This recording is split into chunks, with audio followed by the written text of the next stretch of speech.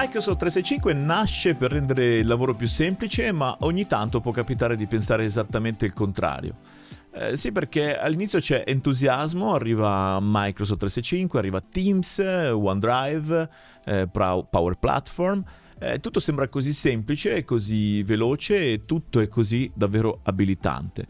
Poi dopo qualche tempo ci si accorge che ci troviamo un proliferare di team duplicati, gruppi senza owner, documenti condivisi con chiunque abbia il link e anche app che si trovano senza assoluto controllo.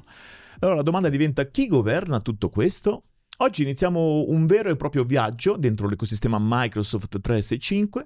Io sono Lorenzo e per affrontare questo interessante tema qui con me un esperto di Microsoft 365. Ciao Giorgio. Ciao Lorenzo. Allora Giorgio, partiamo dalle basi.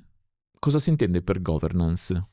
Per governance nel mondo Microsoft 365 si intende dare delle regole, dei ruoli, dei processi a una piattaforma che cambia e cresce continuamente.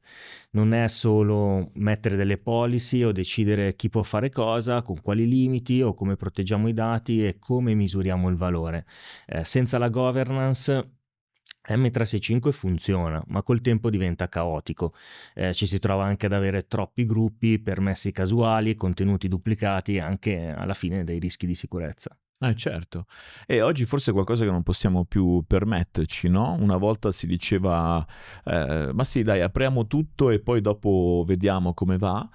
Oggi forse però lo scenario, soprattutto quello del contesto europeo, è un po' diverso. Oggi forse ci complicheremmo un po' la vita, basti pensare alle normative, a GDPR sul tema della gestione dei dati, alla NIS2 sul tema di garantire nella value chain, in tutta la filiera, le responsabilità di sicurezza. Per non parlare poi dell'AI Act, noi in Europa siamo bravissimi a normare e quindi ancora una volta tracciabilità, controllo, accountability. Ecco, lo scenario oggi è veramente diverso. Esattamente, lo scenario di una volta, quello tutto open, che è facilissimo da impostare proprio perché Microsoft 365 nasce un po' tutto open. Crei un Teams in 30 secondi, è facilissimo, bastano pochi click, condividi dei file altrettanto facilmente. Purtroppo qualche volta lo fai anche in modalità pubblica, quindi senza rendersi proprio conto. È un attimo anche attivare dei connettori e anche costruire delle power up, magari neanche senza saperlo in alcuni anche senza casi. saperlo. In un attimo, con il minimo attrito, si riesce a fare tutto questo.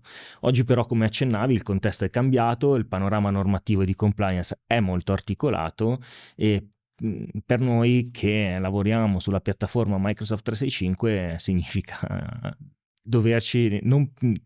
che non ci possiamo più permettere di avere dati sensibili condivisi a caso o comunque con chiunque abbia il link. Ecco, questo non ce lo possiamo più permettere. Non possiamo sapere dove vivono i nostri file, dove sono i nostri documenti e chi soprattutto ha accesso a che cosa. Andando un po' più nel dettaglio, è chiaro che non possiamo non avere policy chiare su quello che sono retention, classificazione e protezione dei file e dei nostri dati. In sintesi, come dicevi prima, lasciare tutto aperto non è più un atto di fiducia verso il nostro popolo aziendale, ma è proprio una grandissima esposizione al rischio. Sì, anche perché il rischio poi non è soltanto oggi per le aziende quello di una multa. Abbiamo diverse tipologie di rischi, anche per qualsiasi brand un rischio di carattere reputazionale, contrattuale, assicurativo. Oggi si arriva con la responsabilità fino a proprio anche ai membri del CDA.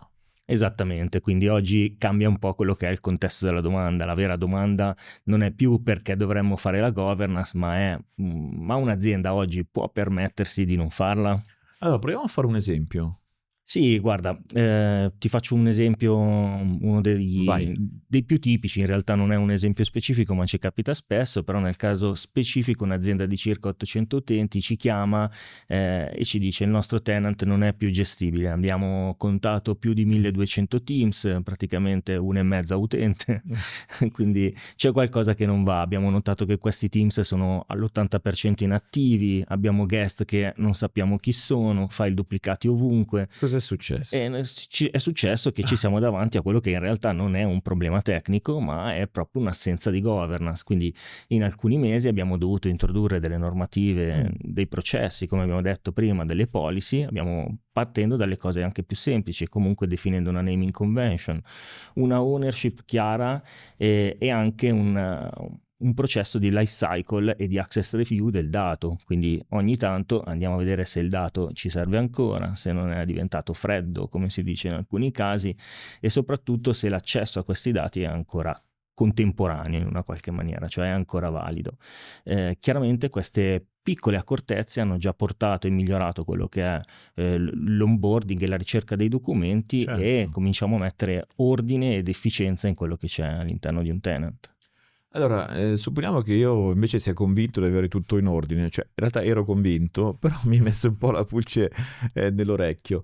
E allora mi chiedo quali sono i segnali che potrei intercettare invece per capire che forse nella mia azienda, magari a livello di governance, c'è qualcosa che dovrei guardare un attimo. Le prime cose che possiamo fare chiaramente è monitorare se c'è una proliferazione del dato in maniera incontrollata. Accediamo alla nostra admin.microsoft.cloud per andare a vedere se abbiamo un ritorno di quantità di dati che ci può un po' insospettire. Esattamente, che ci può un po' insospettire.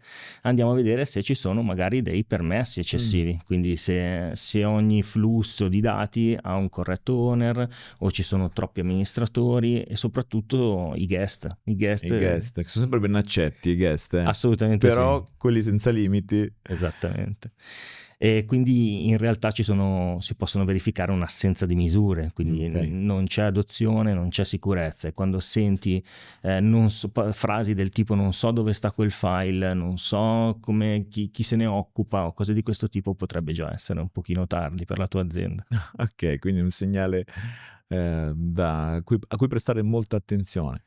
Ora, oggi abbiamo capito che Microsoft 365 quindi non è solo una suite di strumenti, ma è un ecosistema vivo, e ogni ecosistema che cresce senza regole genera complessità e può esporci a rischi sia di natura normativa, organizzativa, culturale, ma sicuramente anche di processi. C'è però un altro aspetto importante, essendo un ecosistema vivo. Abbiamo capito che oggi, anche se mettiamo tutte le regole perfette, poi Microsoft 365 comunque cambia costantemente, e quindi ogni settimana ci sono nuove funzionalità, i cosiddetti nuovi toggle. E come si governa allora questa cosa che cambia ogni giorno? Giorgio, lo scopriremo insieme nel prossimo episodio. Molto volentieri. Grazie Giorgio. Grazie a te.